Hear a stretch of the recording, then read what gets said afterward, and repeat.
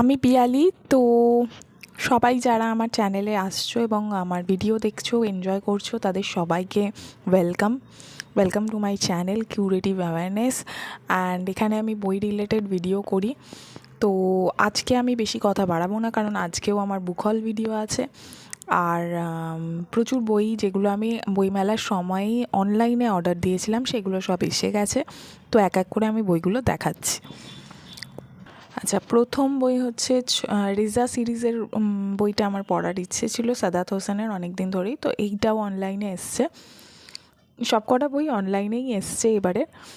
তো এটা হচ্ছে ফার্স্ট পার্টটা রেজা সিরিজের, ছদ্মবেশ সাদাত হোসেন।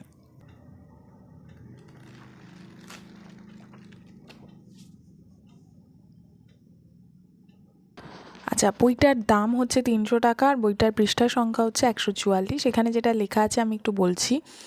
লতিফুর রহমান বাথরুমের দরজাটা খুললেন, তারপর চিৎকার করতে গিয়েও আচমকা থমকে দাঁড়ালেন। তার হাত পা কাঁপছে, তিনি টলছেন, মনে হচ্ছে তার চারপাশের জগৎটা চরকির মতো পাক খেয়ে খেয়ে ঘুরছে। পেটের ভেতর গুলিয়ে বমি হয়ে উঠে আসছে নাড়িভুড়ি।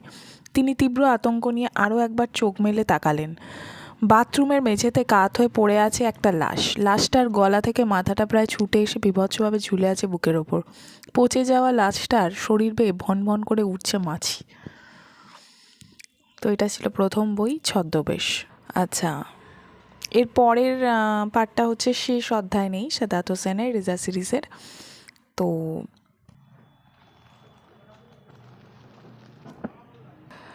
এই বইটির পৃষ্ঠা সংখ্যা 216 আর দাম হচ্ছে 400 টাকা। এখানে যেটা লেখা আছে বলছি। ঢং ঢং ঢং, দূর পাহাড়ের গির্জা থেকে ঠিক রাত 12টায় ঘণ্টা বেজে ওঠে। তারপর চলে যায় ইলেকট্রিসিটি। নির্জন চা বাগানের খাড়া ঢাল ঘেঁষে পুরনো বাংলো। বিখ্যাত লেখক শফিক শাহরিয়ার সেখানে এসেছেন গুরুত্বপূর্ণ এক উপন্যাস লিখতে, রহস্য উপন্যাস। সেই উপন্যাসের কেন্দ্রীয় চরিত্রও একজন লেখক। গল্পে সেই লেখক খুন হয়ে যাবেন, কিন্তু হঠাৎই ভয় করতে লাগলো কেন শফিক শাহরিয়ারের। মাঝরাতে পাহাড়ের ঢাল ঘেঁষে জেগে ওঠা ফিসফিস ছায়ামূর্তিরা কারা? কেন রাত বাড়তেই ঘুমে চোখ জুড়িয়ে আসে তার? প্রায় 200 বছর আগের পুরনো চা বাগান, জনসন টি এস্টেট, হেনরি জনসনের কবর। কিন্তু গভীর রাতে সেই কবরে, গোরস্থানে কফিনের ডালা খুলে যায় কেন? কেন চাঁদের আলোয় গা ছমছমে এক উপন্যাস লিখতে গিয়ে আচমকা জমে গেলেন লেখক শফিক শাহরিয়ার নিজেই? চোখের সামনে থেকে কোথায় উধাও হয়ে গেল কফিন কাঁধের ছায়ামূর্তিগুলো? কেন কোটি কোটি টাকা দরকার লেখকেরও? আসলেই কি তার সেক্স টেপ আছে সুন্দরী মডেল অভিনেত্রী ট্রিনার কাছে? ব্ল্যাকমেল করতে চাইছে তার স্ত্রী নাজনীনও? আর 8 বছরের মেয়ে উষা যে অপেক্ষায় থাকে বাবার? আলফ্রেড হিচকক সিনেমা বানাতে গিয়ে নাকি বাজার থেকে কিনে ফেলতেন তার পছন্দের উপন্যাসের সব কপি, এমনকি লাইফ টাইম কপিরাইট সহ। শফিক শাহরিয়ার শেষ উপন্যাসের ভাগ্যেও কি তাই ঘটবে? কিন্তু তার উপন্যাসের শেষ অধ্যায়টিই যে নেই, সেখানে আছে শুধু অদ্ভুত রহস্যময় এক চিঠি। কি হচ্ছে সব? রেজাই বা কোথায়?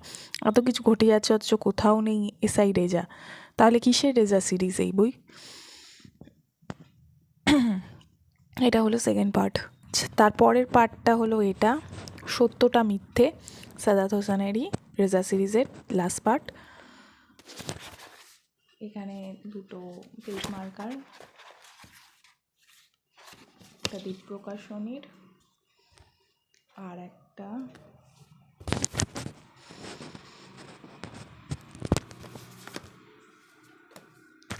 এই রেজা সিরিজেরই পেজ মার্ক।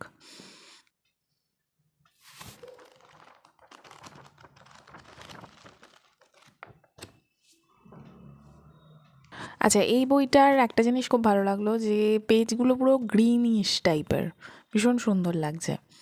এটা 175 পৃষ্ঠার একটা গল্প, আর এটার দামও 400 টাকা। এখানে যেটা লেখা আছে বলছি। শেষ রাতের দিকে বৃষ্টি কমে এসেছে। রেজা বারান্দায় দাঁড়িয়ে সিগারেট ধরলেন। সীমান্তবর্তী ছোট্ট এই শহরের নাম বনগিরি। এর বেশিরভাগই পাহাড় আর জঙ্গল। দিন 15 হলো তিনি এখানে এসেছেন। এখনও শহরের গতি প্রকৃতি ঠিক বুঝে উঠতে পারেননি, তবে এইটুকু বুঝতে পারছেন এখানে চারদিকে অবিরাম ফিসফাস, লুকোচুরি খেলা। সেই খেলায় তিনি পুলিশ হলেও বাকিরা সবাই চোর নয়, ফলে ঠগ বাজতে গা উজাড় করতে চান না তিনি। তো এই গেল রেজা সিরিজ। এর পরের বই হচ্ছে জল নেই পাথর, ওবায়দ হকের লেখা। তো এই কভারটা আমার ভীষণ ভালো লাগে, তো এই জন্যই এই কভারের বইটাই নিয়েছি আমি।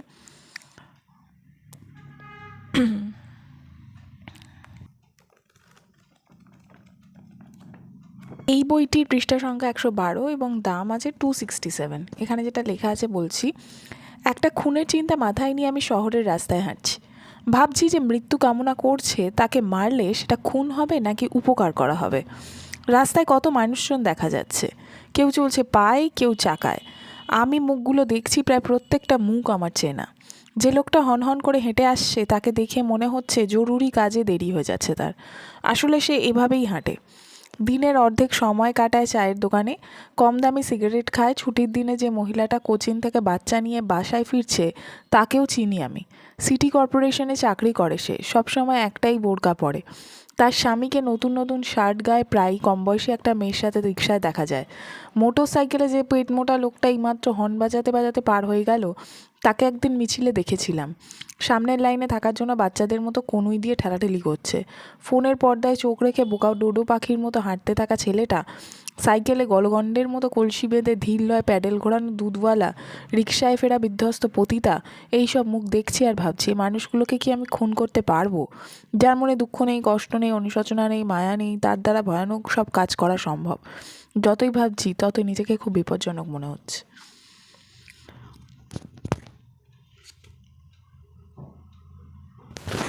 এই হলো জল নেই পাথর।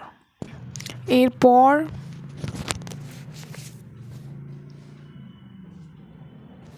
এই দুটো বই, এটা হচ্ছে নাগা সাধুর সন্ধানের প্রথম পর্ব, যেটা অনিরুদ্ধ সরকারের লেখা, বসাক থেকে বেরিয়েছে। আর সেটারই সেকেন্ড পার্ট, যেটাও বসাক থেকেই বেরিয়েছে। তো অ্যাকচুয়ালি আমি 10 নামিটা দেখালাম, যেটা আমি খড়ি থেকে নিয়েছি। তো আমার এই নাগা সাধুদের নিয়ে, তাদের জীবন নিয়ে একটা পড়ার ইন্টারেস্ট ওখান থেকেই এসেছিলো। 10 নামি বইটা এবছর বইমেলায় বেরিয়েছে নতুন।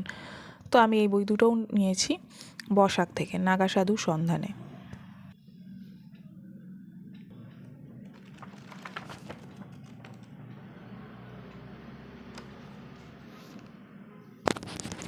আচ্ছা, বইটি 141 পেজের এবং বইটির দাম 220 টাকা। এখানে যেটা লেখা আছে বলছি, ফার্স্ট বইটা এটা, নাগা সাধুর সন্ধানে। নাগা সন্ন্যাসী কারা? কুম্ভের সময় লাখ লাখ নাগা সাধুরা আসেনি বা কোথা থেকে? আর কুম্ভ মেলা শেষে তারা আবার হারিয়েই বা যান কোথায়? নাগা সাধুরা সচরাচর জনসংযোগ করেন না বা ইন্টারভিউ দেন না। আত্মত্যাগ এবং আত্মসংযমের এক দীর্ঘমেয়াদী প্রক্রিয়ার নাম নাগা। সেই নাগা সাধুদের এক দীর্ঘদিনব্যাপী ধারাবাহিক খোঁজ চালিয়েছেন সাহিত্যিক অনিরুদ্ধ সরকার, যিনি ঘুরেছেন এক কুম্ভমেলা থেকে আর এক কুম্ভমেলা। নাগা সাধুর এই বৃহত্তর খোঁজের প্রথম পর্বে থাকছে হরিদ্বারের কুম্ভমেলা, আদি শঙ্করাচার্যের দশনামী সম্প্রদায় সহ বেশ কয়েকটি অজানা বিষয়। এটা হচ্ছে সেকেন্ড পার্টটা, নাগা সাধুর সন্ধানে।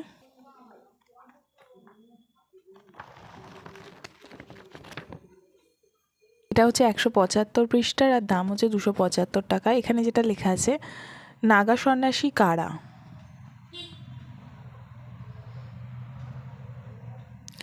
একই আছে, এখানে শুধু লাস্টে লেখা আছে নাগা সাধুর সন্ধানে। বইয়ের দ্বিতীয় পর্বে থাকছে বৃন্দাবন, ওরছা বেনারস, হিমালয়ের হাজারো অজানা বিষয় ও গায়ে কাটা দেওয়া অভিজ্ঞতার কাহিনী। ঠিক আছে। বসাক থেকে আরেকটা বই নিয়েছি, দেবাশিস বিশ্বাসের মানাস লু, মনে শৃঙ্গ অভিযান।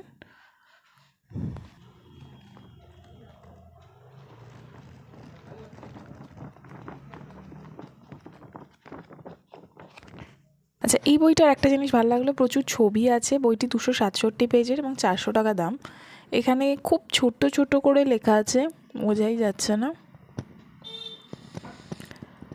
এখানে ওই মানাসলো অভিযানেরই বিভিন্ন রকমের গল্প আছে, এটাই বলেছে। কী কী সমস্যার মুখোমুখি হয়েছিল তারা, এই সমস্ত। তো এটা হলো একটা বই।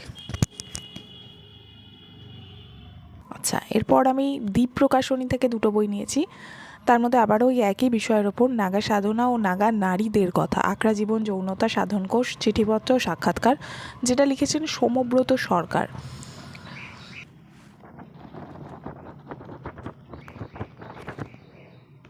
এটার পৃষ্ঠা সংখ্যা 291 এবং দাম 400 টাকা। এখানে যেটা লেখা আছে, লোকচক্ষুর বাইরে থাকে নাগাদের আশ্রম, হিমালয়ের গুহা দীর্ঘায়ু নাগাদের দর্শন মেলে। নৈমিষারণ্যের কাশীকুণ্ডে প্রাচীন নাগাশ্রমে জনা কয়েক সিদ্ধা নারী নাগারা আত্মগোপন করে আছেন। কৌমার্য রক্ষা করে সন্ন্যাস ব্রতের পথে তপস্যার রাস্তাতে থাকেন যে সমস্ত উচ্চকোটির নাগা সন্ন্যাসী ও নারী নাগারা, তাদের দেখা পাওয়া চট করে সম্ভব নয়। অনেক কসরত করে এদের আখড়া আশ্রমে পৌঁছাতে হয়। নাগা বলতে অনেকেই বোঝেন কোমরে মোটা শিকল, লোহার আংটায় লিঙ্গ বেঁধে রাখা দীর্ঘাকায় সাধু, হাতে চিমটা ও ত্রিশূল, মাথাতে বড় বড় জটাকে কুণ্ডলি করে জড়ানো। কিন্তু নাগা মানেই বিবস্ত্র সাধুর মেলা নয়। কাশীর মহানির্বাণী মঠে ওরা সব গেরুয়াধারী নাগা সন্ন্যাসী। তুড়ি ভেরি শিঙা বাজিয়ে সন্ধেবেলা ত্রিশূল ও বিভূতি নারায়ণরাই আরতি চলে নাগাদের আখড়ায়। নাগাদের ভেতর যারা দত্তাত্রেয়পন্থী তারা দত্তাত্রেয় ভগবানের স্তব পাঠ করেন। বৈখানস নাগা মাতাজিরা অদ্ভুত ধরনের পোশাক পরেন, গাছের ছাল দিয়ে বানানো কৌপন আর বক্ষদেশ ঢাকা ছালেরই বক্ষবন্ধনীতে। প্রাচীন মল্লযুদ্ধের আখড়াগুলোর অনুপ্রেরণা রয়েছে নাগা সন্ন্যাসীদের আখড়া করার পিছনে। শৈব ও রুদ্রপন্থী নাগা সন্ন্যাসীরা সম্প্রদায় বলতে আখড়াকেই বোঝেন। বৈষ্ণব নাগারা সকলেই হঠযোগী। নাগাদের মন্ত্র দীক্ষার পর ব্রহ্মচর্য ও সাবিত্রী জপ সম্পন্ন হলে গুরুদেব সন্ন্যাস দেন। শুরু হয় সাধনার গুপ্ত প্রক্রিয়াদি। এই বইতে রয়েছে ভারতবর্ষের নাগা সন্ন্যাসী ও নারী নাগাদের আখড়াবাস, জীবন প্রবাহ, সাধনা, চিকিৎসা, যৌনতা, অতীন্দ্রিয় অনুভূতির অত্যাশ্চর্য সব কথামালা। সংযুক্ত করা হয়েছে নাগা সাধনকোষ, চিঠিপত্র, সাক্ষাৎকার, নাগাদের সিদ্ধমন্ত্র, উপদেশ। সব মিলিয়ে এই বই দীর্ঘ 20 বছরের গবেষণার ফসল। তো এটা একটা। দ্বীপ প্রকাশনী থেকে আর একটা বই নিয়েছি, এটা হচ্ছে অভিরূপ সরকারের সৈকত রহস্য। তো এই বইটি হচ্ছে 280 পেজের এবং এটার দাম হচ্ছে 275 টাকা। পেশায় সিভিল ইঞ্জিনিয়ার সৈকত চৌধুরী, তার বাড়িতে খুন হয়েছে। খুন হবার কিছুদিন আগে নিজের স্ত্রীকে নমিনি করে সে একটা মোটা টাকার ইন্স্যুরেন্স করিয়েছিল। সেই টাকার লোভেই কি স্ত্রী অনিতা তাকে খুন করলো? কিন্তু সৈকতের বিজনেস পার্টনার মণিময় গুপ্তকেও তো পাওয়া যাচ্ছে না। তাছাড়া সৈকত ও মণিময়ের ঘনিষ্ঠ কন্ট্রাক্টর অসীম দত্তকেও কেউ খুনের চেষ্টা করেছিল। এসব কি বিচ্ছিন্ন ঘটনা? বেসরকারি গোয়েন্দা আদিত্য মজুমদার যখন জট খোলার চেষ্টা করছে তখন পুরী কোণারকের মধ্যবর্তী নতুন রিসর্টে আবার জোড়া খুন। তদন্ত করতে গিয়ে আদিত্য নিজেই খুন হতে বসেছিল। এর থেকে আশ্চর্যজনক রহস্যভেদ সে আগে করেনি। আচ্ছা, এবার বুক ফার্মের দুটো বই আছে। একটা হচ্ছে সঞ্জয় ভট্টাচার্যের ডাকিনী ভিলা এবং এবার মঞ্জুরি মহলটা আমি পড়েছিলাম সঞ্জয় ভট্টাচার্য, আমার বেশ ভালো লেগেছিলো, তাই জন্যই এই বইটা নেওয়া হয়েছে। এখানে অনেকগুলো গল্প আছে। মুক্তি ভিলার রহস্য, ডাকিনী ভিলা, শুক্লাপক্ষে, মণি ম্যানসনের আতঙ্ক আর অপদেবতা। বইটা 221 পেজের, দাম হচ্ছে 320 টাকা। আর একটা বই বুক ফার্ম থেকে, খুনটা হবে 19 এপ্রিল, চিত্রদীপ চক্রবর্তীর।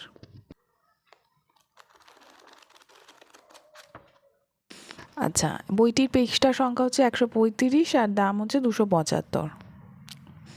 এটা বুক ফার্ম থেকেই প্রকাশিত। আচ্ছা, এই বইটার পিছনে যেটা লেখা আছে, বিশ্বজুড়ে নাবালক কিশোরদের অপরাধের ঘটনা উদ্বেগজনক হারে বাড়ছে। চুরি, ছিনতাই, মাদকাসক্তি থেকে শুরু করে সাইবার অপরাধ ও হিংসাত্মক কর্মকাণ্ডে জড়িয়ে পড়ছে কম বয়সীরা। বিশেষজ্ঞদের মতে এটি একটি গভীর সামাজিক সংকট। কিশোর অপরাধের পেছনে প্রধান কারণগুলির মধ্যে অন্যতম পারিবারিক অবহেলা, পরিবারে ভাঙন, দারিদ্র্য, খারাপ সঙ্গ এবং নিয়ন্ত্রণহীন ডিজিটাল ব্যবহারের প্রভাব। অনেক ক্ষেত্রেই দেখা যাচ্ছে স্কুলছুট কিশোররা সহজে অপরাধ চক্রের ফাঁদে পা দিচ্ছে। কিন্তু এগুলো একটা দিক, অন্য দিকটা আরও বেশি চিন্তার। যখন দেখা যায় কিছু পাওয়ার উদ্দেশ্যে পরিবার এবং অভিভাবকরা নিজের সন্তানদের ঠেলে দিচ্ছেন অপরাধের কানাগলিতে, এই বইয়ে তুলে ধরা হয়েছে এ রাজ্যে ঘটে যাওয়া ঠিক তেমনই একটি সত্যি ঘটনা, যেখানে এক নাবালককে ব্যবহার করা হয়েছে দাবার বোর্ডের মতো। একটা অপরাধ হয়ে যাওয়ার পরে নানা ঘাত প্রতিঘাতের মধ্যে দিয়ে এগিয়েছে তদন্ত।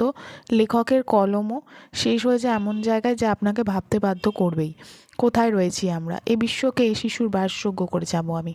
হারিয়ে যাচ্ছে কি সেই শপথও? এইটা হলো খুনটা হবে 19 এপ্রিল। আচ্ছা আচ্ছা, ডাকিনী ভিলার পিছনে যেটা লেখা আছে, এই বইটির পিছনে যেটা লেখা আছে সেটা একটু বলে দিচ্ছি। চিত্রসেনপুর নামটি যেমন কাব্যিক, স্থানটিও ঠিক ততটাই সুন্দর। ছোট ছোট টিলা আর বুনো ঝোপঝাড়ে ভর্তি উন্মুক্ত প্রকৃতির কোলে ছোট্ট একটি গ্রাম। চিত্রসেনপুরের প্রান্ত সীমায় জমিদার চৌধুরী বাবুদের পরিত্যক্ত প্রাসাদপম বাড়িটির নাম মুক্তি ভিলা। লোকে বলে এই বাড়িতে নাকি গুপ্তধন লুকানো আছে, আর সেই গুপ্তধন পাহারা দিচ্ছে একটি ভয়ঙ্কর প্রেতাত্মা যাকে সবাই জগ বলেই জানে। চাকরি সূত্রে কলকাতার ছেলে সৌম্য মিত্র এসে হাজির হলো মুক্তি ভিলায়। বিচক্ষণ, সাহসী, পাল্লা দিয়ে লাগাম ছাড়া লোভী সৌম্য কি পারবে যখের রহস্য সমাধান করে গুপ্তধনের হদিশ করতে, অথবা উত্তরসূরিদের মতো তারও মৃত্যু হবে হানাবাড়ির নিষ্ঠুর জঠরে? উত্তর রয়েছে মুক্তিভিলার রহস্যে। বড্ড বিপদে পড়েছে বেচারি অরিন্দম। শুক্লা কিছুতেই তার পিছন ছাড়তে নারাজ। অরিন্দমের ভরাডুবি না দেখা পর্যন্ত শুক্লার শান্তি নেই। এই শুক্লা অবশ্য কোনো সাধারণ নারী নয়। ডেথ সার্টিফিকেট অনুযায়ী শুক্লার মৃত্যু অনেক আগেই ঘটে গেছে। তবে শুক্লার অস্তিত্বকে নিছকই অরিন্দমের মনের বিকার। শুক্লার আতঙ্কে অরিন্দম কলকাতার চাকরি আর অভ্যস্ত জীবন ছেড়ে গা ঢাকা দিল শিলংয়ের পাহাড়ে। অরিন্দম কি শেষ পর্যন্ত পারবে শুক্লার কবল থেকে মুক্তি পেতে? গা ছমছমে শুক্লাপক্ষের রাত পাতায় পাতায় রয়েছে ভয় আর রহস্যের অদ্ভুত মিশেল। রানীমহল একটি জরাজীর্ণ হতশ্রী প্রাসাদ।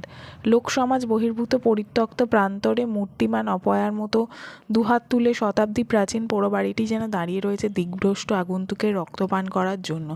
সবাই বলে রানীমহলের বন্ধ দরজার আড়ালে নাকি একজন সুন্দরী ডাইনির বাস, যার কবলে পড়লে মৃত্যু নিশ্চিত।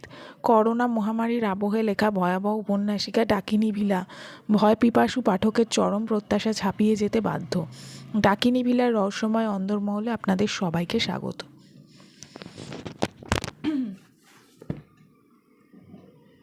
আচ্ছা, এইটা একটা আমি নিয়েছি খোয়াই থেকে।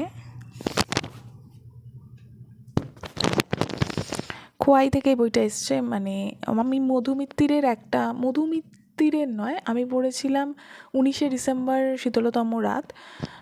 তো ওই বইটা আমার খুব ভালো লেগেছিলো, অরিজিৎ বন্দ্যোপাধ্যায়।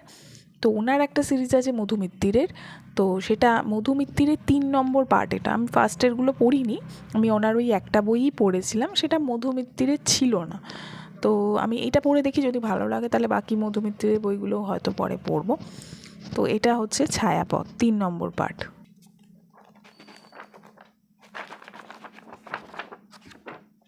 আচ্ছা, এই বইটির পৃষ্ঠা সংখ্যা হচ্ছে 264 আর দাম হচ্ছে 450 টাকা। একটা জিনিস আমার খোয়াইয়ের খুব বাজে লাগে, যেটা আমি মঞ্জুরি মহলে পেয়েছিলাম, তো 19শে ডিসেম্বরের প্রিন্টিংটা ভালো ছিল।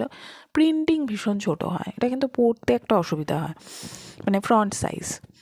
আচ্ছা, এখানে যেটা লেখা আছে বলছি। কাহিনী শুরু কলকাতায় এক অত্যাশ্চর্য সিরিয়াল কিলিংয়ের কেসের মধ্যে দিয়ে। উত্তর কলকাতার বিভিন্ন প্রাচীন গঙ্গার ঘাট আর পুরনো মন্দির চত্বরে মাঝরাতে বিভিন্ন সন্ন্যাসীর মরদেহ ভেসে আসছে। অদ্ভুত প্যাটার্নে সিরিয়াল কিলিং, যার ভিকটিম সাধু সম্প্রদায়। ধর্মচারী গেরুয়াধারী মানুষদের উপর হঠাৎ করে আক্রোশ পড়ল, তা নিয়ে ভেবে ভেবে ঘরমাক্ত হয়ে উঠেছে লালবাজারের হোমিসাইড অফিসারদের কপাল। বিক্ষিপ্ত খুনের ঘটনাগুলোর সাথে শেষ কয়েকদিন ধরে শহর জুড়ে ঘটে চলা ডাকাতিগুলোর সত্যিই কোনো সম্পর্ক আছে কি? কারুর বাড়িতে মজুদ গোপন কালো টাকা সোনাদানার হদিশ পাচ্ছে ডাকাতের দল। নিখুঁত ডাকাতি। ফরেন্সিক স্নিফার ডগ কিছুর হদিশ পাচ্ছে না। ডাকাতির পর তারা সেখানে রেখে যাচ্ছে এক টুকরো গেরুয়া কাপড় আর বঙ্কিমচন্দ্র রচিত আনন্দমঠ বইয়ের প্রথম সংস্করণের কপি। একদিকে প্রেস মিডিয়ার অত্যাচার, আর একদিকে পলিটিক্যাল প্রেশারে পুলিশ ডিপার্টমেন্টের নাবিশ্বাস দশা।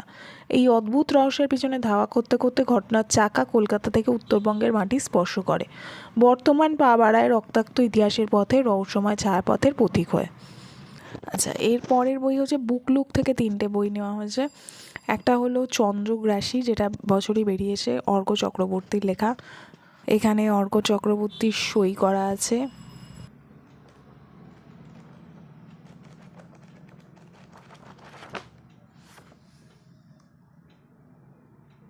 আচ্ছা, এই বইটার পৃষ্ঠা সংখ্যা হচ্ছে 272 আর দাম হচ্ছে 380 টাকা। এখানে যেটা লেখা আছে, ধীরে ধীরে দরজা বন্ধ করে তিনি এগিয়ে গেলেন বাড়ির শীতল আলোহীন অভ্যন্তরে। মনের মধ্যে ভেসে উঠল টেলিগ্রামের সেই উক্তিটি, ডেন ডাইটেন রাইটেন স্লেল, মৃতদের আগমন বড় দ্রুত হয়।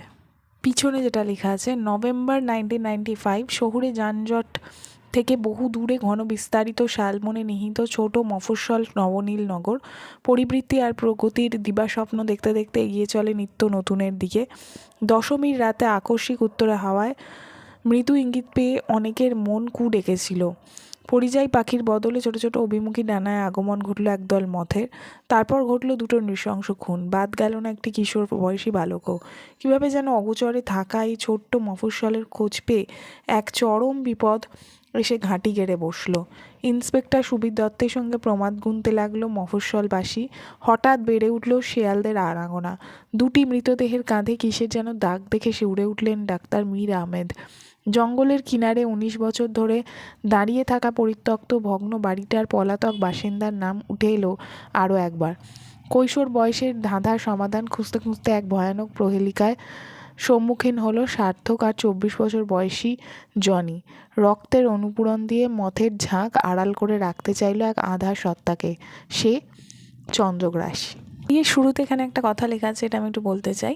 সেই সমস্ত 1990s কিডস যারা জি সিনেমায় বন্ধ দরওয়াজা, ভিরানার, স্টার মুভিজের ড্রাকুলা বা লস বয়েস দেখেছে, পরীক্ষার পর শীর্ষেন্দু মুখোপাধ্যায় সম্পাদিত ভূত সমগ্র পড়ে স্কুলের লাইব্রেরিতে স্টিফেন কিংয়ের ভিন্টেজ পেপার ব্যাগ হাতে নিয়ে নাড়াচাড়া করেছে, খেলা শেষে মাঠে বসে মুখে চোর কাঁটার ডাটি গুঁজে গল্প করেছে, এটা তোমাদের জন্য। ভালো থেকো।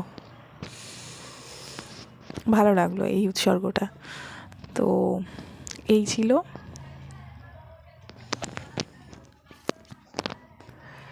চন্দ্রগ্রাসী অর্ক চক্রবর্তীর আর একটি বই নিয়েছি, কৃষ্ণ শর্বরী।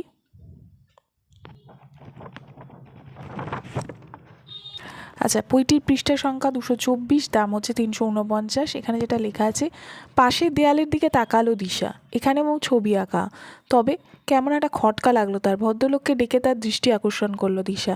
ছবিগুলোর দিকে এক ঝলক তাকিয়ে স্বাভাবিকভাবে বললেন উনি, রক্ত। এত কিছু দেখে আর রক্তে ভয় পেও না এখন। 4 তলা সিঁড়ির সামনে এসে দাঁড়ালো তারা। শব্দটা এখন স্পষ্ট শোনা যাচ্ছে। সিঁড়ির উপরে সোজাসুজি একটা ঘরের দরজা হাট করে খোলা। পৃথিবীর প্রায় সব পুরাণেই পাতাল থাকে নিচে আর স্বর্গ বা পরলোক ওপরে। এই প্রথম পৌরাণিককে চাক্ষুষ করলাম, কিন্তু ব্যতিক্রমীভাবে। ঠিকই বলেছিল নিৎসে, ভগবানের মৃত্যু হইয়াছে, আপন মনে বললেন শ্রমিকবাবু।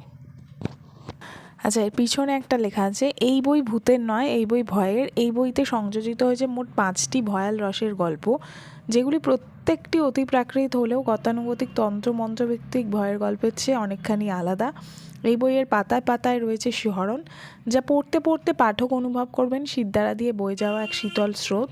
কৃষ্ণ শর্বরীতে যোগিনীদের নিয়ে গ্রাম্য সমাজে পটভূমিতে লেখা গল্প কেউ জানবে না যেমন আছে, তেমনই আছে প্রাচীন গ্রিক পুরাণ, ডার্ক ফ্যান্টাসি আর প্রেমের মিশেলে লেখা অভূতপূর্ব গল্প জোনাকি। শিশু অপহরণ নিয়ে ছাপ, এর মতো মফস্বল কেন্দ্রিক হাড়হিম করা দ্রুতগতির অতি প্রাকৃতিক গল্প পাশাপাশি এই বইতে জায়গা করে নিয়েছে দ্বিতীয় বিশ্বযুদ্ধোত্তর সময়কালীন পোল্যান্ডের কুখ্যাত এক কনসেন্ট্রেশন ক্যাম্প আর 17শো শতাব্দীর আমেরিকার পটভূমিতে লেখা ঐতিহাসিক ভয়ের গল্প। শূন্য থেকে শুরু। শেষ গল্পে ঘটেছে দুটি ভিন্ন ছায়াজগতের মেলবন্ধন। অতি প্রাকৃতিক ক্রাইম থ্রিলার আর মনোবিজ্ঞানী প্রেক্ষাপটে লেখা হারার নুয়া গল্প খোলস। যখন খোলস ছেড়ে বেরিয়ে আসে, তখন রাতের আকাশের গায়ে জাগে কৃষ্ণপক্ষের বাঁকা চাঁদ আর 2-4টে রাত চড়া নিশাচর।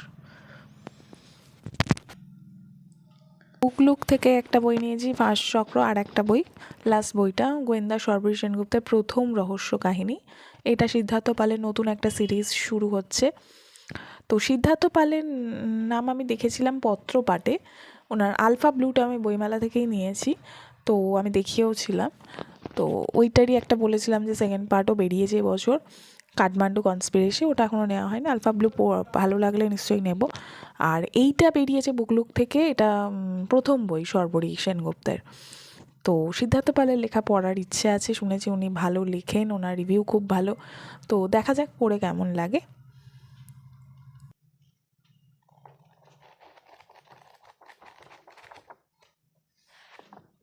আচ্ছা, বইটির পৃষ্ঠা সংখ্যা হচ্ছে 191 আর দাম হচ্ছে 350। বইটিতে বেশ সুন্দর অলঙ্করণ আছে মাঝে মধ্যেই। এখানে যেটা লেখা আছে আমি একটু বলছি। বৃষ্টিস্নাত শহরের এক কোণে দুর্ঘটনায় হত হয়েছেন দীপশিখা চ্যাটার্জি নামক গৃহবধূ। তার মৃত্যুর পরে 1 মাস কেটে গেলেও বাড়িতে হানা দিচ্ছে কেউ, অথচ কিছুই খোয়া যাচ্ছে না। পুলিশের সাহায্য না পেয়ে ইগল আই প্রাইভেট ডিটেকটিভ ফার্মের শরণাপন্ন হয়েছে অংশুমান। এই ফার্মেই আছে শর্বরী, অতীত ভাঙা পরিবার, সম্পর্কের স্মৃতি, সব নিয়ে জর্জরিত সে। পুরুষ প্রধান জীবিকায়, কর্মক্ষেত্রেও তার উপরে ভরসা করার লোকের অভাব। সেজন্যই হয়তো সে নিমরাজি হয়েই এই আপাত ছোটোখাটো তদন্তটির দায়িত্ব নেয়। তবে সত্যি কি ব্যাপারটা ছোট? প্রাথমিক অনুমানের থেকেই অসঙ্গতি চোখে পড়ে শর্বরীর। দীপশিখার মৃত্যু কি সত্যি দুর্ঘটনা না সুপরিকল্পিত অন্তর্ঘাত? গভীরে যাওয়া শুরু করতেই ঘিরে আসে রহস্যের জাল। একের পর এক খুন হতে থাকে। সোশ্যাল মিডিয়ার ঝলমলে জগতের পিছনে লুকিয়ে থাকা বিপদের কথা জানতে পারার পরেই আসে প্রচ্ছন্ন আর প্রত্যক্ষ হুমকি। ব্যক্তিগত জীবনে ঝঞ্ঝার সঙ্গে পেশার সংঘাতে বিপর্যস্ত হতে থাকে সব কিছুই।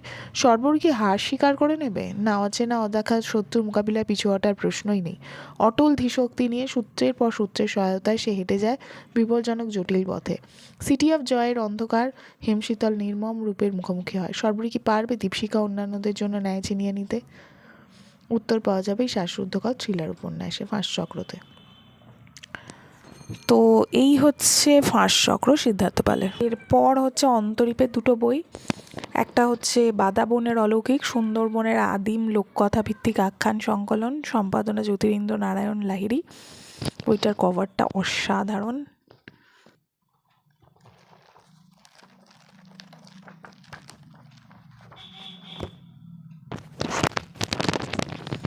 মাঝে মাঝে বেশ সুন্দর অলঙ্করণ আছে।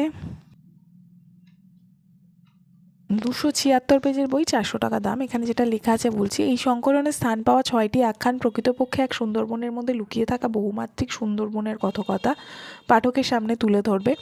ঐতিহাসিক ঘটনার অনুষঙ্গে মিশে থাকা মিথ, বাদাবন কেটে আবার তৈরির সময় কালের নিয়মে হারিয়ে যাওয়া কিছু মানুষের ইতিকথা, জঙ্গলজীবী মানুষের প্রাণ হাতে নিয়ে আতঙ্কে দিনরাত্রিকে সঙ্গী করে বেঁচে থাকা বিবরণ। সেখানে কখনো আসে বাঘ, কুমির, সাপের আতঙ্ক, আবার কখনো আসে জলদস্যু বা নারী পাচারকারীর কালো ছায়া। অন্যদিকে রয়েছে কুসংস্কারে আচ্ছন্ন সমাজের অন্ধকার ভয়ালাবর্ত, অপদেবতার আতঙ্ক, আরও নানা প্রসঙ্গ ভিন্ন হলেও একটি যোগসূত্রে কাহিনীগুলি একই সূত্রে বাঁধা। সেই সূত্র হলো পৃথিবীর বৃহত্তম এই বাদাবনকে ঘিরে থাকা আদিম ভয় ও আতঙ্ক। বেশ ভালো লাগছে এটা পড়বো ভেবে। আর আমি একটা এরকমই একটা বই আর কি আমাজন জঙ্গল নিয়েও চাই হোক লেখা। জঙ্গলের বই পড়তে ভালো লাগে। তো এই ছিল বাদাবনের অলৌকিক। এরপরে অন্তরীপ থেকে আরেকটা যেটা নতুন বই বেরিয়েছে, লোককথার অলৌকিক।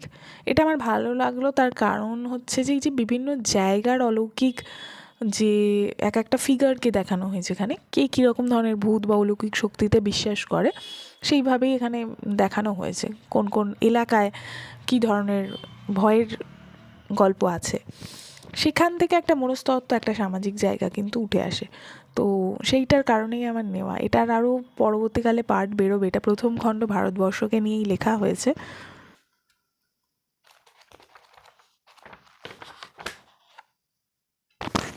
এখানেও অনেকগুলো ভালো ভালো অলঙ্করণ আছে। এই বইটি পৃষ্ঠা সংখ্যা 336, দাম 450 টাকা। এখানে যেটা লেখা আছে, আতঙ্ক মানুষের আদিমতম অনুভূতিগুলির অন্যতম। এই ত্রাস, এই ভীতি সভ্যতার অবদান নয়, প্রকৃতি হতে উৎসারিত। তাই আজও সমস্ত হরর কাহিনীর মূল সন্ধান করলে লক্ষ্য করা যায় তাদের ভূমিজ প্রকৃতিজাত লোককথাগত উৎসগুলি। শতাব্দীর পর শতাব্দী ধরে সেই লোককথার উৎপত্তি হয়েছে হিমাঞ্চলের শৈত্য থেকে মরুভূমির রুক্ষতা থেকে, নিবিড় বনাঞ্চলের অসিত ছায়া থেকে, সমুদ্র তীরের নিঃসঙ্গতা থেকে, জলাভূমির রহস্য থেকে। অন্তরীপের এই গ্রন্থে সংকলিত হয়েছে ভারতবর্ষের বিভিন্ন প্রান্তে লোককথা ভিত্তিক 16টি ফোক হরর আখ্যান। এই অনন্য কাহিনীগুলি নির্মাণে রয়েছেন একালের খ্যাতিমান গল্পকারেরা।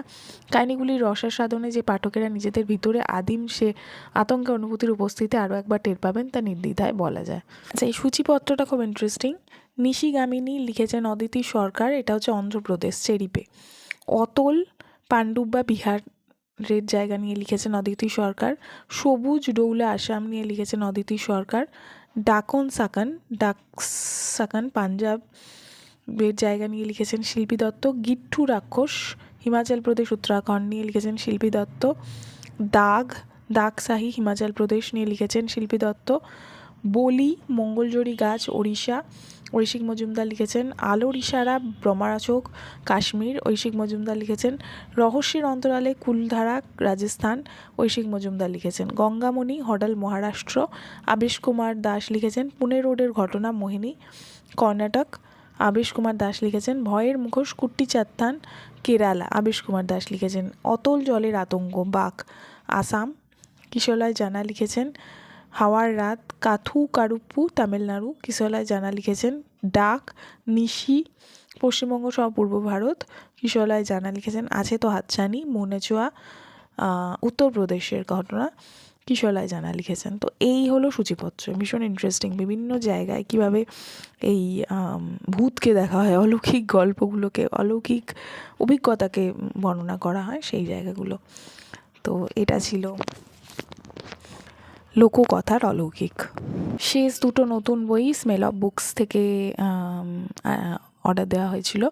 এটা হচ্ছে পদ্মজনী শুভব্রত বসুর, এটা খুব প্রচারিত একটি বই। তো এইটা হচ্ছে সেই দেবদাসীদের প্রথা নিয়ে লেখা।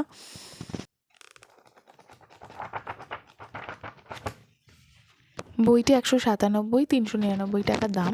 এখানে যেটা লেখা আছে, শশীমণি দাসী পুরীর জগন্নাথ মন্দিরের শেষ মাহারি দেবদাসী। 1930 সালে সে এসেছিল পুরীর মন্দিরে। তৎকালীন মহাশৃঙ্গারী দৈতাপতি সুদেবের পৌরোহিত্যে তার অভিষেক হয়েছিল। সে হয়েছিল ভগবানের রক্ত মাংসের স্ত্রী। মন্দিরের নিয়ম অনুযায়ী তার জীবন চলছিল যেমন চলতো অন্যান্য মাহারি কাহানিদের, কিন্তু ছন্দপতন ঘটল। দৈতাপতি সুদেবের বালক পুত্র বীরভদ্র প্রেমে পড়ল শশীমণির। মাদ্রাজ প্রেসিডেন্সির ময়লাপুর সুরন্দেশ্বর শিব মন্দির থেকে পালিয়ে এসেছে 3 জন নাবালিকা দেবদাসী। অকথ্য অত্যাচার, জল ও খাদ্য আর স্থানের ভয়াবহ অভাবই এই পলায়নে তাদের বাধ্য করেছে। তারা ঘটনাক্রমে আশ্রয় পেল এমন একজন মানুষের বাড়িতে যার থেকে সুরক্ষিত জায়গা পৃথিবীতে আর নেই। শিবাঙ্গী নাবালিকা, তাকে দেবদাসী হিসেবে পুরীর মন্দির উৎসর্গ করেছে তার হতদরিদ্র পরিবার। মৃণাল সংবাদ পেয়ে মাদ্রাজ থেকে পুরী এসেছে তাকে উদ্ধার করে নিয়ে যাবে বলে। এই সূত্রে তার সঙ্গে পরিচয় হয়েছে মন্দিরের সেবায়ত পতিত পাবন পাণ্ডা ও রথ নির্মাণের শ্রমিকদের প্রধান বিশ্বকর্মা মহারানার সঙ্গে।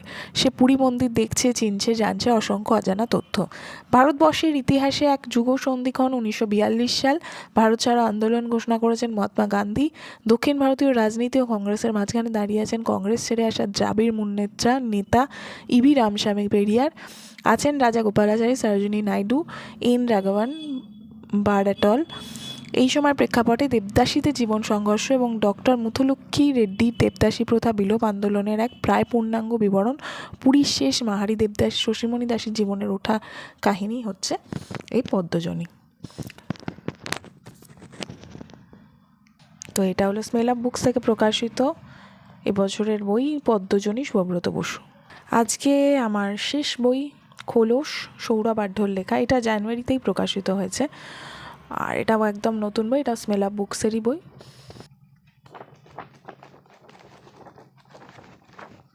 এটা হচ্ছে 223 পেজের বই এবং 349 টাকা দাম। এখানে যেটা লেখা আছে, অলৌকিক ভূতপ্রেতের প্রতি মানুষের রয়েছে চিরন্তন কৌতূহল।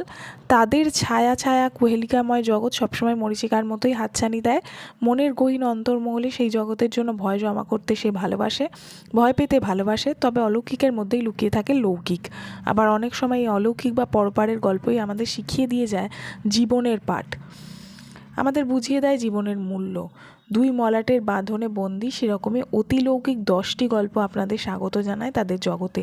সেই জগৎ ভয়ের নাকি রোমাঞ্চের, মৃত্যুর নাকি জীবনের কথা বলে, সে বিচারের ভার না হয় রইল আপনাদের হাতেই। এখানে সূচিপত্রতে দিয়ে দিয়েছে 10টা গল্পের নাম: খোলস, মার, ভক্ষ, নিয়োগ, বিরংসা, পুতুল, বিনাশায় চ দুষ্কৃতাম, সহযাত্রী, কিরণ, দ্য পারফেক্ট ট্রায়াঙ্গেল। এই হলো গল্পের নাম। আচ্ছা, তো সুপ্রকাশ থেকে নেওয়া একটা বই। আমি আসলে সুপ্রকাশে অর্ডার দিয়েছিলাম একটা অন্য বই, শিষ্য বন্দ্যোপাধ্যায়ের 13 নদীর পাড়ে, কিন্তু ওটা আউট অফ প্রিন্ট হওয়ায় আমি পাইনি, তখন এই বইটা নিয়ে নিই।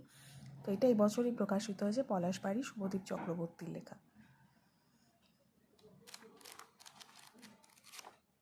এই বইটির পেজ সংখ্যা 127 এবং 250 টাকা দাম। এখানে যেটা লেখা আছে, বড় শহর থেকে ঘণ্টাখানেকের দূরত্বে জেগে থাকে যে আপাত আলোড়নহীন মফস্বল টাউনগুলো, তাদের মতোই একটা টাউন শহর দরদি।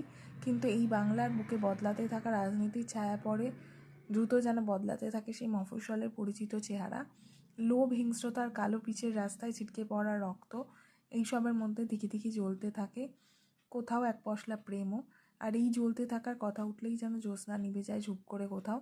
নিভে যাওয়া জ্যোৎস্নার আলো মেখেও সেখানে অপেক্ষায় থাকে কেউ, একটা পলাশ গাছে ফুল ভরে আসার। এই কভারটা আমার অসাধারণ লেগেছে। বইটি 127 পেজের, 250 টাকা দাম। আর এটা দেখাতে ভুলে গেছি, এই বইটির সাথে একটা সুন্দর বুকমার্ক টাইপের দিয়েছে, এই যে এইটা ভীষণ সুন্দর লাগছে এটা।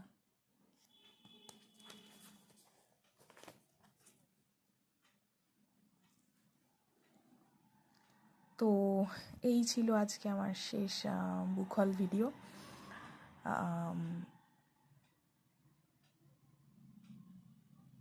যদি আমার চ্যানেল তোমাদের ভালো লেগে থাকে তাহলে অবশ্যই সাবস্ক্রাইব, লাইক, শেয়ার করে দিও।